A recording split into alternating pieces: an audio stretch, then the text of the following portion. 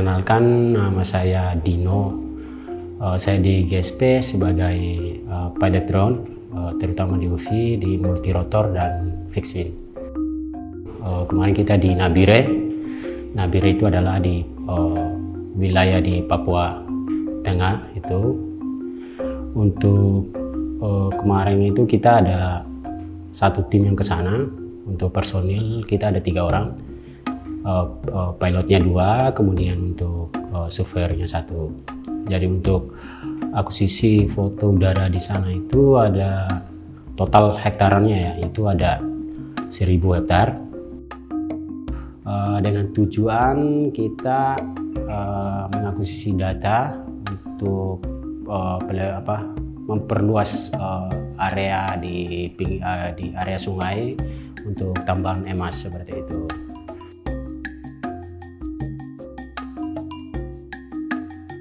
Saya di sini sebagai pilot drone dan mendapatkan sertifikasi dari FASI, APDI, kemudian dari Dinas Perhubungan Udara yaitu SIDOPI, dapat RPC. Kemudian kita melakukan akuisisi data dengan foto udara LiDAR ya. Untuk pesawatnya itu kita menggunakan GDI VT290 dengan menggunakan kameranya itu LiDAR. Kita berangkat ke Papua itu sebenarnya saya sendiri saja deg-degan sebenarnya, kita takut. Kenapa? Karena kita mendapatkan banyak informasi di luar, di media dan lain-lain, itu kan ada konflik, itu membuat kita agak khawatir seperti itu. Namun ternyata kita sampai di lapangan ya tidak seperti yang kita rasakan sebenarnya. Itu di area kota itu ada banyak orang Jawa di sana, terus ada transmigrasi ya. Di sana ada yang dari tahun 90-91 itu udah di sana. Walaupun kita merasa udah tenang, namun ternyata ya memang daerah sana itu adalah daerah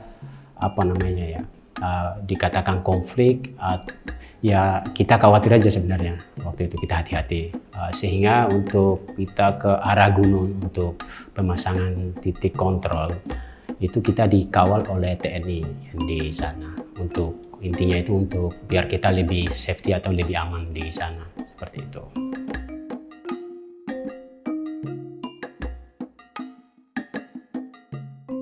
Ada dua sesi, yaitu kita melakukan pemasangan titik kontrol dulu. Setelah titik kontrolnya selesai, baru kita membuat misi dari AO yang sudah diberikan oleh klien kita. Kemudian kita membuat misi penerbangan itu. Kemudian kemarin itu kita ada 2 misi, jadi dengan beda ketinggian seperti itu. Kemarin kita akuisisi data itu, kita melakukan penerbangan di atas gunung ya, gunung dengan ketinggian sekitar 850 meter. Jadi kendala di sana itu terutama di cuaca, sehingga membuat waktunya itu lebih agak lama sedikit seperti itu.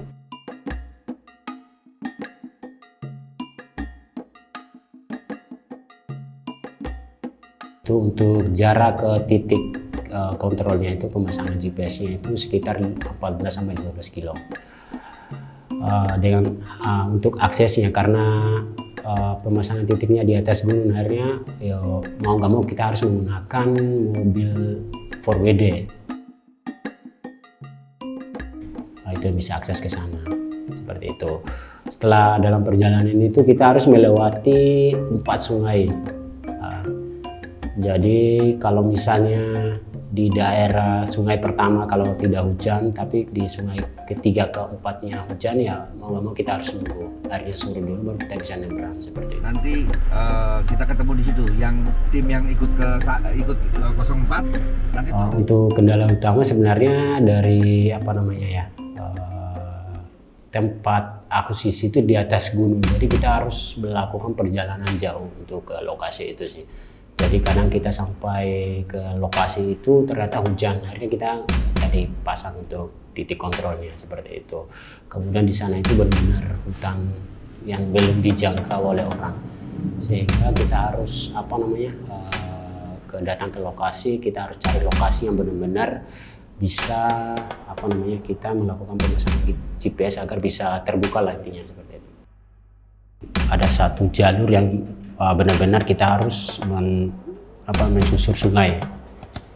Masih lanjut perjalanan pulang, sekitar 1 kilo lagi, ya kurang lebih 30 menit berjalan di dalam sungai karena tidak ada akses. Oke.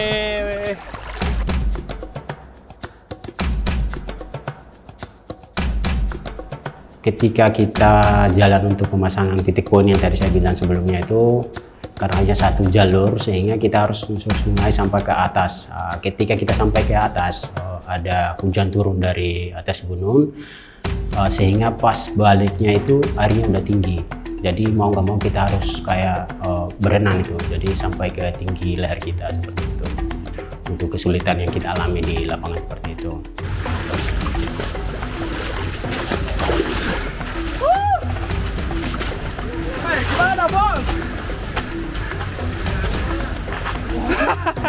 Masya Allah. Bahaya.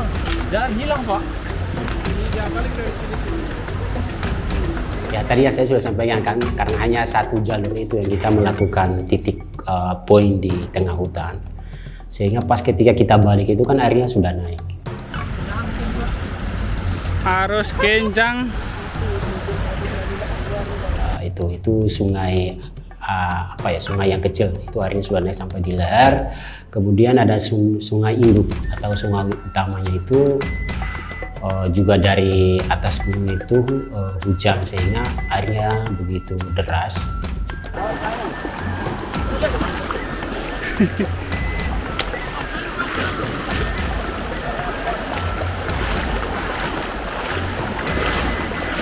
Karena kita memutuskan bahwa mau nggak mau kita harus nyebrang, karena kalau tinggal di sana di kiri kanan hutan semua.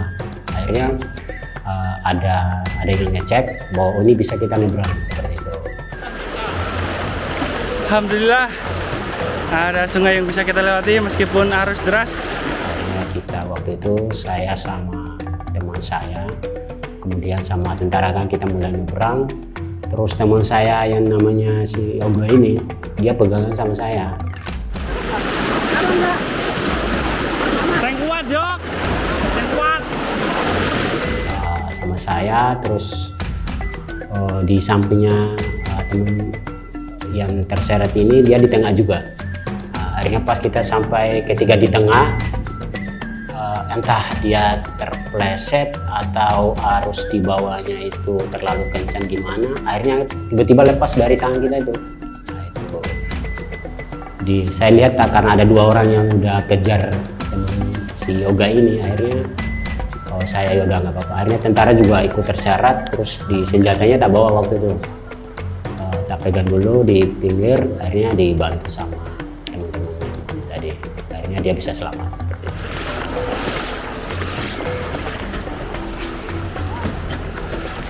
Alhamdulillah.